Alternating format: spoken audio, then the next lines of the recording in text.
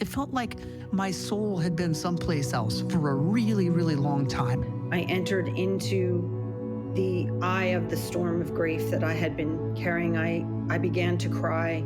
The littlest thing would just send me into an anxiety spiral that, like, it's just one little thing. Why is this little thing ruining my day? Eleusinia is a unique psilocybin retreat based in Mexico with a focus on meditation, neuroscience, and brain health. I had zero doubt that this was something that I was going to go through and actually do. That self-compassion sort of has trickled into every little part of my life. I hadn't laughed that hard in so long. The profoundness with which I experienced like reality, the magnitude of the beauty was just completely overwhelming.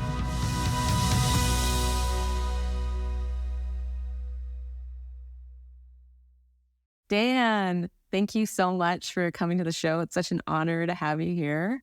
Can you tell us a little bit about who you are and what made you decide to come to Eleusinia? First of all, hi, Tanya. Thank you. Thanks for having me. It's an honor to be on the podcast and to see your smiling face again. I think, it's really interesting. Even just thinking about doing this podcast has helped me with my own integration and my own making sense of it all. And it's just been another example of how powerful the time is that you need to put in after the retreat to kind of make sense of it all and to think about what's next. You told me that you didn't listen to the podcasts beforehand. You listened to them afterwards and they were beneficial. Yes. And actually, I've now been a religious listener. It helps me in my own integration and making sense of it. And I think one thing you crave when you leave this magical experience is that reconnection. And while maybe we can't always reconnect with the people that were on the retreat, just listening to somebody else who's gone through the exact same experience feeds that desire to reconnect. So what about you? So what made you pick Eleusinia, and tell us a little bit about who you are? That's a tough question. And I would say after the experience, I would say that is a societal construct that I am working with. And so thinking about that now is, I don't know. I don't know how to define myself. That's so broad, that's so vague, but I will try. I recently relocated to Montana, and I'm on a kind of a new journey with my partner of 18 years. We were the typical corporate workers after going to great universities and business schools and kind of climbing up the corporate ladder. And we both enjoyed what we did. I even was in the wine industry for a while, and that was wonderful. But corporate jobs just weren't as fulfilling to me anymore. And so in the last 4 years, we've really been on a new journey and exploring new opportunities, first in Colorado and now in Montana. There's been a lot of jumping around, which has not been always the best or always as planned. But, our goal is, in a way, just to always be pushing our comfort zone. But anyway, I grew up in California. I have a wonderful family. I had a great upbringing. And I'm one of those people who you would think maybe doesn't struggle in life. And I've been very blessed. The human experience is full of different types of struggle and either big trauma or little trauma. And I think the retreat is a place where you see that in various degrees. And it was just so amazing to be surrounded by others going through an experience, however intense or mild. And then as far as why Eleusinia, I've been for the last 3 years really looking at retreats. I was supposed to go to one in the Netherlands about 3 years ago. And of course the pandemic hit, so that blew that up. And originally what led me to that retreat was, my depression was just not going well. And I was really looking for an alternative to traditional antidepressants. I, of course, read Michael Pollan's book, How to Change Your Mind. And that kind of just given my background and education, that just gave me a little bit more confidence to really jump into this world and explore it and understand that there are huge scientific medical benefits out there that were worth trying. And then the pandemic hit, life got in the way, a lot of moves, and then fast forward to now. And like I said, we've recently kind of picked up and moved to a new corner of the country, knowing nobody, without jobs. I thought that in addition to kind of trying to maybe get off traditional antidepressants, which in my mind have been stabilizing, but I think numbing in a way. Also, it was just at a great life stage where I thought that psilocybin specifically could really help with some insights and maybe some ideation. I know it's been a tool of creatives and innovators. And so I really thought those were the two drivers. And Eleusinia spoke to me very clearly. You know, it's kind of the Wild West of retreats these days, and there's just so many options. And I was a little bit overwhelmed. And it took me a while to figure out that Eleusinia was very pragmatic, very science-based, more about brain health, wellness, and really geared towards, I would say, more professional type people. While I am a huge adventure traveler and I love roughing it, this was not something I wanted to rough, you know, and also just the proximity. Mexico was great. I mean, there's some retreats that are a little further and harder to get to. And those were a lot of the reasons that I chose Eleusinia. And did you have any regrets leading up to the retreat, or second thoughts or concerns? No, I just wanted to do it. I just wanted to do it after contemplating it for a while and then pulling the trigger in March. And then, you know, the retreat was in May. I just wanted to get there. And I think it's one of those things that it's probably like planning a wedding. You could just fill that time with worry and just consume your mind and overplan and overthink, over research. I was really glad to jump into it and stop the thinking, stop the reading, just as you guys coach us to do, surrender in a way, which in our worlds and how I was brought up and how society has groomed me, that's hard to do. Amazing. So when you first arrived, how did you feel when you settled in? One thing about Eleusinia, I had a brief stint in the hospitality business, and the attention to detail at Eleusinia is absolutely incredible. And obviously hospitality starts with the people and the experience. And so I felt comfortable right off the bat. The room was great. I felt it was a little luxurious to have this second floor room alone. It was amazing. You know, part of me was thinking, gosh, I wish I brought somebody. But I also knew that I needed to go alone to do the work. This wasn't just a social event, even though that, you know, was a part of it. I knew that doing this, kind of going inward more and focusing on myself, was going to be the best kind of experience, or I would get the most benefit from it. So the bus ride was awkward. It was the classic 10 strangers go on a 3-hour tour, you know, a 3-hour drive to Eleusinia, and people were quiet, people were jet lagged, there were some nerves, it was dark, it was stormy. It was just a perfect setting of a Hollywood script, you know, and little did we know how this journey was going to end up. So arriving was awesome. It was great to be on the ground, the welcome, the treats, the vibe, the weather. You can't not be comfortable once you step on the ground. So did you sleep well that night before you moved right into your macrodose? Let's see. Did I sleep well? I slept pretty well. I think it was more, you know, there was some anticipation and not nerves, not anxiety, but just anticipation to do it. And so I think I was excited. And so it was hard to completely, you know, relax. I remember as that first night concluded, people were really starting to open up and chat more. And I realized it was getting late, and someone popped up and said, I need to get to bed. I need to rest. I knew that this was going to be mentally straining. And so I just took that opportunity to say, okay, I'm going to bed too. But the level of discourse amongst the other guests was already, you know, starting to engage me and draw me in. And I think set a little bit of that comfort. I debated whether I do this alone with maybe a coach stateside somewhere or doing the full retreat. And I think that collective experience from start to finish really blew me away as to the importance of adding to the experience. And so I was never really debating it, but you naturally have nerves. It's like you're holding hands with others and jumping into the ocean. It just helped so much that morning, knowing that others were about to do that. Well said. So what were your first effects that day for the macrodose, and where did you move, and what was that like for you? I think it started to hit me pretty quick. I quickly went to just an outdoor couch with an umbrella and put on the eye mask and put on the headphones. And for me, it started with a lot of visuals, syncing to the music. So the full kind of synesthesia effect, swirling, colorful, a show, if you will. Then it started, it's kind of like, this is your life started happening.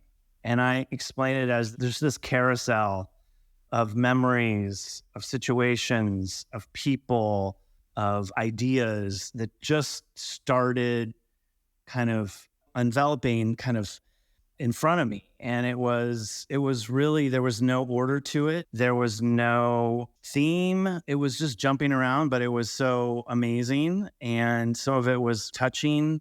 There were situations maybe with friends where there was some tension, and it was just paired with solutions and suggestions of maybe what I should do, which was creating this kind of relief. There were moments of just gratitude and love. And, I had spent a lot of time in my life in Latin America. I was an exchange student. I spent some time in college in a language program. For work, I traveled in Latin America a lot. So Latin America has been a big influence in my life. And just, I think, being in Mexico, being surrounded obviously by Spanish speakers, that unlocked a whole chapter that I revisited in a way, and more of just giving me perspective of how amazing those experiences have been and how rich they were and how much they influenced my life and how lucky and blessed and fortunate. And I love that. It's so many times in life, you just move on to the next thing. And yeah, you have memories and you might have some photos, but I almost relived it. It was another one of those, wow, I just feel so lucky. Amazing. So like immeasurable gratitude that was a little bit off the spectrum of what you normally feel as to gratitude. So it was just amazing just how these different ideas and memories were coming up. I think another really big one that came up that is really surprising to me after a while now is just my experience of being in the closet. It's like the light bulb went on as to how that impacted me. While I always convinced myself that I was happy and I was not diagnosed with depression then, it really held back or snuffed out my true feelings and emotions. So I had to suppress emotions to be in the closet. And so I think that really had an effect in how I love or how I allow myself to be loved. During that time frame, my analytical mind was not letting myself truly, deeply feel. And then I started to kind of see, well, how does that play out now? Sometimes when I struggle with defensiveness or trust or loving and being loved, it has a lot of roots back down in that time. And while it seems maybe that's obvious, it never really dawned on me that that's what was happening, because I convinced myself I was happy, that I could compartmentalize. And I was almost proud of that. I was probably, it wasn't until 30 that I came out. So I think that was a lot of the formative time that I was creating dysfunctional habits. Being a human, you can't suppress feeling. That's, I think, one of the bigger insights that really hit me. And I was just so appreciative. And if I fast forward to the DMT experience, I know we'll get there, I think that experience pairs well with that theory and kind of what I was starting to realize on that macrodose. Yeah, well, go ahead, because it's such a beautiful theme. If I take a step back from my psychedelic experience at Eleusinia, I had the full range experience. It's like I got the supersized combo and I got it all, carte blanche, from deep, profound insights to absolute laughter and joy and giggling and just becoming a child without a care in the world, to huge tears and release. This range of human emotions was just so powerful. And it's always going to be hard for me to articulate that and bring that to life for other people. But I cannot say enough about what I experienced. And so going back to the macro, I had these profound insights, which I called it profundo time, going deep. Profundo is deep in Spanish. Because of my Spanish background, another side of me totally came out, and that is just trying to bring back my Spanish, if you will. I had been fluent, but very rusty. But one thing I didn't know is access to vocabulary can sometimes be a little rough in a psychedelic experience, both English and Spanish. So then I just became this Spanglish terror. And it was being surrounded by, of course, all of the staff and professionals that speak Spanish. So that fueled me. I came out of my inward time and I wanted to socialize. I wanted to interact with people. I was playful. I wanted to joke. Anyway, so that macro, it was so amazing, from the deep insights to then the silliness, the, discovering, the common area bathroom and the sink and the faucet. The faucet was like a freaking fire hose. And I thought that was the funniest.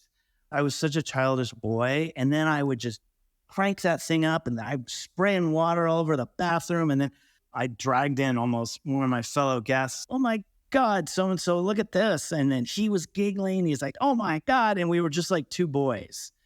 And I'm sure I was driving the staff nuts. I do remember a situation, it was pretty early on, where somebody going through a tough experience to the point where he was on all fours. I decided, okay, I'm done with my insights right now. I'm going to kind of walk around.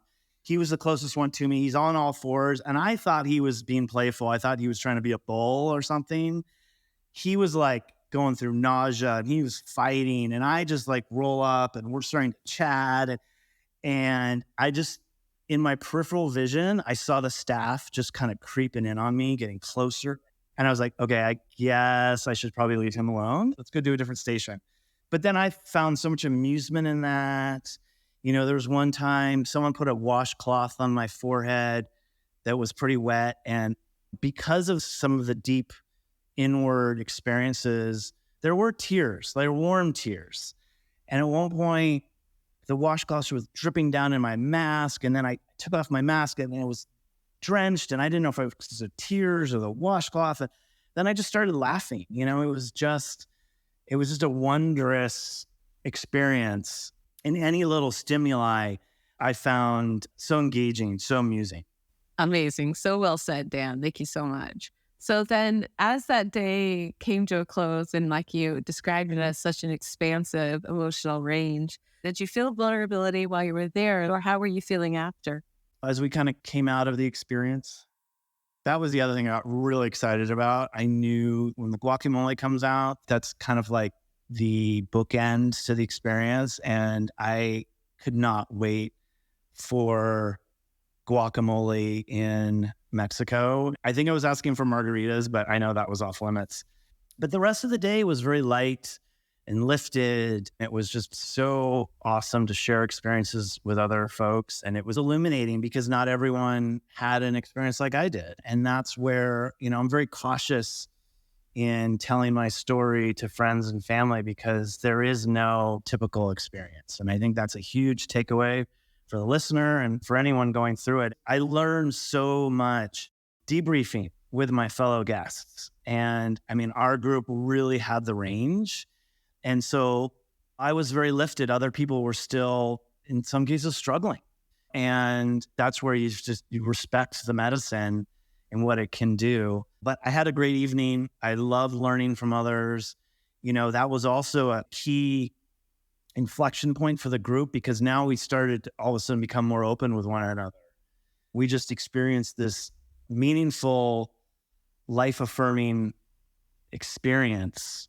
That's where I think the connection was really starting to build. And I saw people that were going through huge pain. I was just starting to become more empathetic with others. And if I fast forward, we'll get to the DMT, but I think little did I know just the path I was going to go down. But I think psilocybin really had opened me up a lot more to hearing the range of emotions that other folks were going through. Beautiful. So you went to bed fine. You woke up the next day. You were feeling still pretty positive at that point. Yeah, I got up early. I wish I could have slept a little bit longer, but I, for some reason, got up early. But it gave me time to also reflect and journal a little bit and write down things. That ended up being helpful. And so that was the day that you had your DMT experience? that was DMT. That was a big day. We got this little sheet that said, your massage is this time, DMT's at this time, integration with Tanya's at this time, Josefina integration at this time or the next day. Oh, and that was the cultivation class. So I was really into that. That was that morning. And so I was excited about that. That was another reason I chose Eleusinia. Your philosophy is we want to give you the tools and enable you to continue this practice. This isn't just a one and done experience. You know, there's a lot of people that are going to the retreat for intense pain, mental health issues, spiritual exploration, creativity. Well, not all that can be solved in in 4 days. And so I love how you set up people with the tools and the knowledge.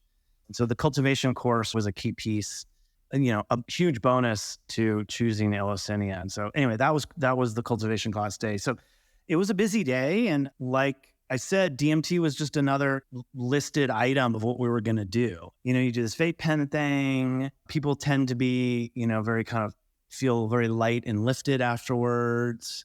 There wasn't much talk about it. It was kind of this, we're going to expose you to this. For those people who haven't had a big experience with the macrodose, sometimes DMT can really give you that, and it works on similar receptors. And so there was all that intellectual understanding. It's like, okay, great. Well, I had a great macrodose, so, maybe this is going to be underwhelming. I remember a fellow guest, she had a very traumatic macrodose, really intense. And I don't even know what the trauma was, but it was intense. And, for her, the DMT experience was wonderful and just, really helped her. And so I understood where you could do the DMT and that could give you maybe a better experience for those who didn't have a great macro. So I went into it with those expectations.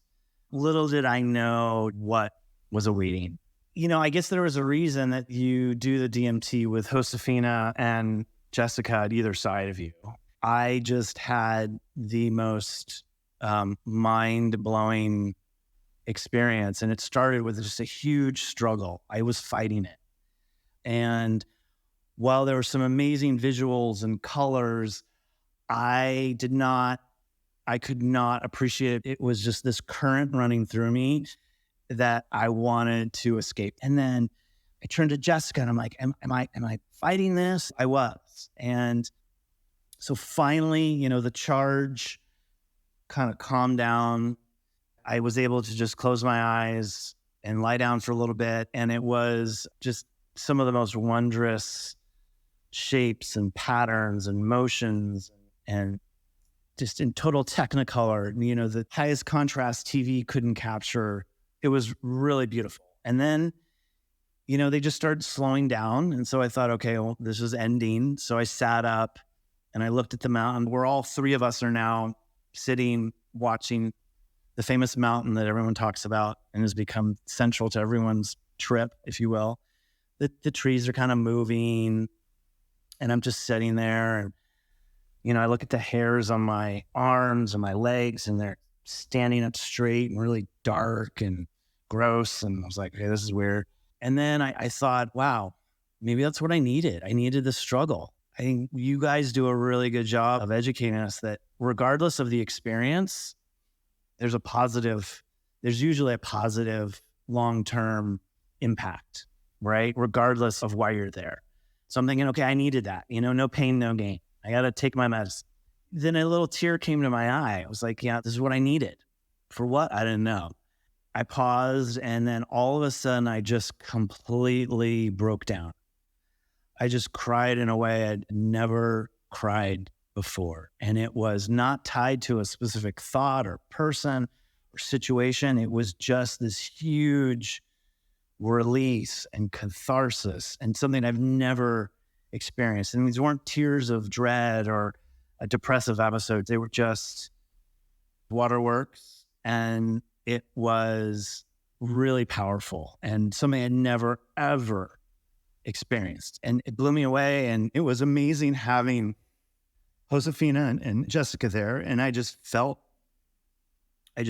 so much comfort and trust and love. I don't think I could have done that if I wasn't in a situation that was just so supportive and just literally unconditional love. And I turned to Jessica, and I remember, and Jessica has very dry sense of humor, and I turned to her and I said, "Is this normal?" Because it's like, this just fucking blew my mind. And she's like, "I think you had a break." And I didn't know what that meant. It was like, okay. And then I'm gazing off of the mountain again, kind of almost shocked, stunned, what's happening. I'm coming back down to earth. And then I started crying again. And again, it was the appreciation and the gratitude for the experience in Eleusinia. And I turned to Jessica and I said, "Do you realize what amazing work you are doing here?" And then I took it to the whole world needs to come here, and this could fix everything.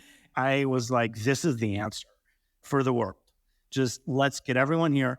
And I remember Jessica, there was a lot of eye contact between us. We're just kind of talking into space. And she's like, "Okay, well, one at a time." Very matter of fact. And I'm like, okay, fine. So I finally got through that emotional part. And the feeling was just that my world, my mind, my being was just blown up. And it was slowly kind of coming back down to earth. And I think because of that, that's where, then the analytical mind starts to come back to play. And I finally was stable enough that I, made my way over to a couch just to chill out and kind of take in what just happened. And I was very unsettled. I was just like, what just happened? Tying back to the feeling and vulnerability. I mean, this just was this level of vulnerability I had never shown or experienced. I mean, the fact I'm completely at my most vulnerable, just weeping in front of people that 2 days ago were complete strangers. And it was just like, wow, I feel like this is something that I've been maybe missing. Not that I need to cry like that in front of everybody, but I'd never done that before. I've cried at some moments of sadness and, of course, depressive episodes and, maybe a couple of tears at a funeral here and there, but it just never that level of just human feeling. I think thinking back on it, I tie those two experiences, the macrodose experience and the DMT experience, and there's a pattern there of just, I had been repressed. And even though I am out of the closet in a great relationship, I still have work to do. You said that Jessica said, "I think you had a break." What do you think she meant by that phrase?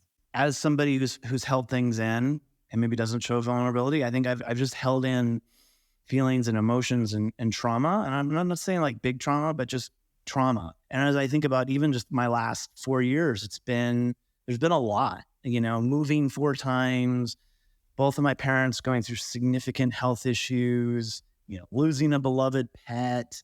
And I'm not even counting the pandemic, and I'm sure that has an effect. Analytically, I knew that is not great for me, but I was able to just kind of think my way out of it and maybe not feel my way out of it. I think it was just this catharsis. And when I met with Josefina the next day, I mean, she called it an unblocking. And the way she termed it was she heard the unblocking.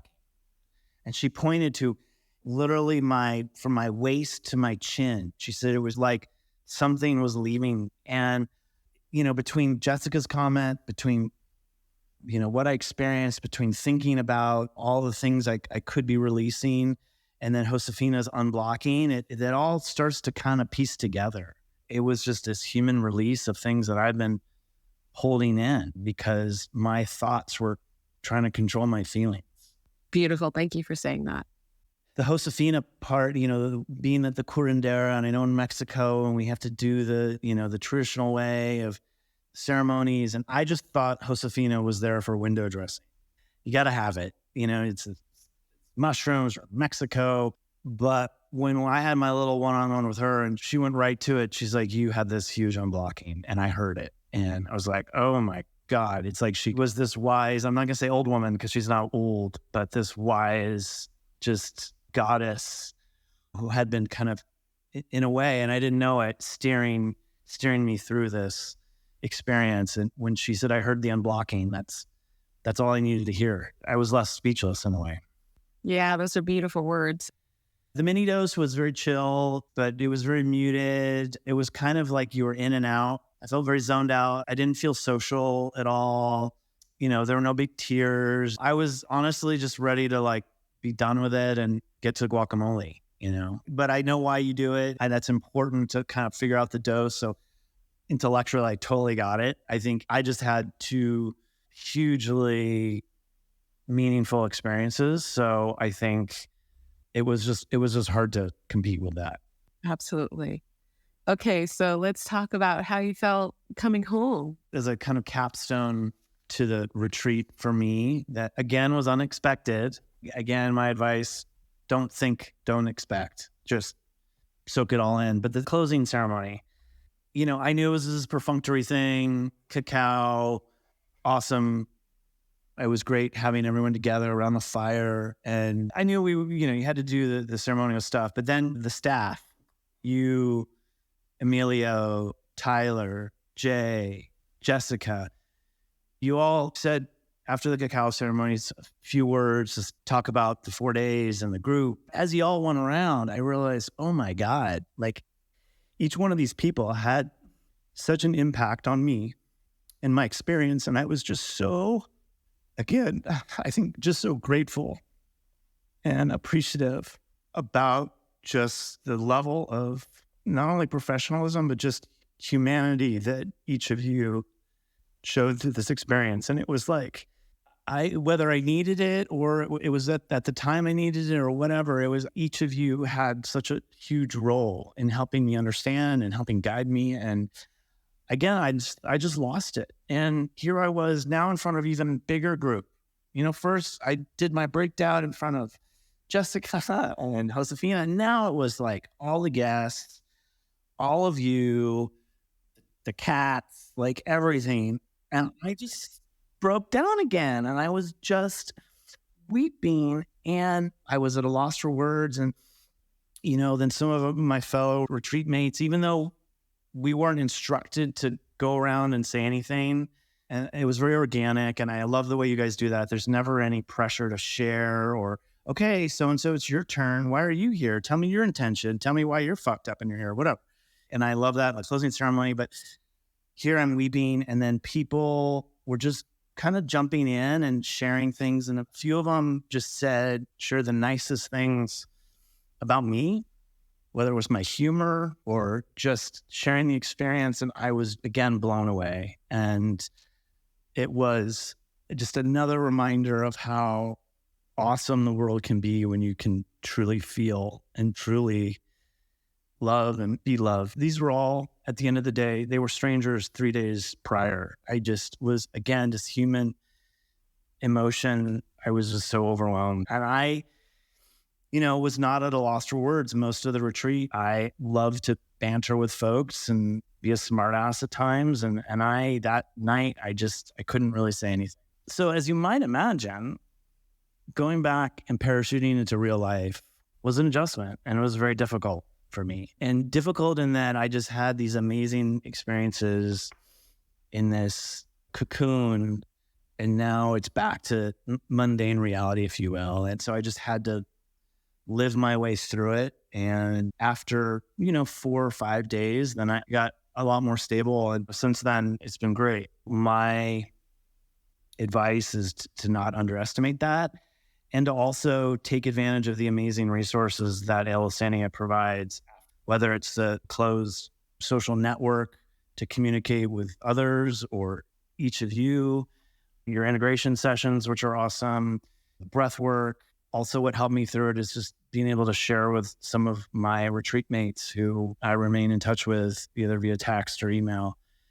That is just a key part to the experience. I don't think there's anything that can totally prepare you for that reentry. And I like to think of it as like the greater the experience, the harder the integration is. And so that perspective helped me kind of get through it. Wonderful. Wonderful. Is there anything else that you didn't get to share, Dan? It's continuing to reflect. It's continuing to act on the insights. It's continuing to be aware. And for me, to your credit and Eleusinia, it's trying to figure out, okay, what's the next piece of this psilocybin or psychedelic journey. I think just people need to understand the experience doesn't end when you step foot on that van to Mexico City, that it's an ongoing kind of relationship, and you're in this alumni network, and the hard work begins of how to develop a practice and how to convert these insights into meaningful action. And so that's exciting. And I feel so much confidence in that because of Eleusinia and you specifically, Tanya, and all the resources that are out there. Yeah, you don't realize how much more responsibility you're actually taking on in this after program that you're setting up. It's a whole new world. I have to ask you, Dan, you described the van ride to the retreat so in such a funny way. How was it on the way back? You said it was like the beginning of a movie, that it was raining, that everybody was nervous, people were tired. What was happening on the van ride back? First of all, of course, it was sunny. It was clear out. Everyone had a glow about them. I was amazed just watching people that, I saw transformations in people just in a few days, and you could just tell by their face. And so to be around a bunch of glowing people is pretty awesome. It was the perfect bookend as we left the journey. And then, there were sad farewells at the airport, and it was amazing. You get on that bus and you don't realize who you're going to end up connecting with and the amazing people that have so many layers to them. And you're just living the full human experience in 4 days. Well, thank you so much, Dan, for sharing. And I wish you so much of magic as you can, in grace, as you give yourself this time to weave in your amazing practice and your new life where you are in Whitefish. Thank you. Thank you, Tanya. I look forward to keeping in touch, and good luck with your move. Thank you. I appreciate it, Dan. Okay. Ciao. Thank you all so much for listening. You can find all the information that you need to learn everything about this retreat on eleusiniaretreat.com. We are a retreat that offers ongoing integration support, breathwork classes, and cultivation support after you have attended this retreat. It's an amazing experience that's one of its kind. If you're looking for a science-based retreat, something out of the box, something to change your life, something to add to your practice, this is where you really need to start. eleusiniaretreat.com.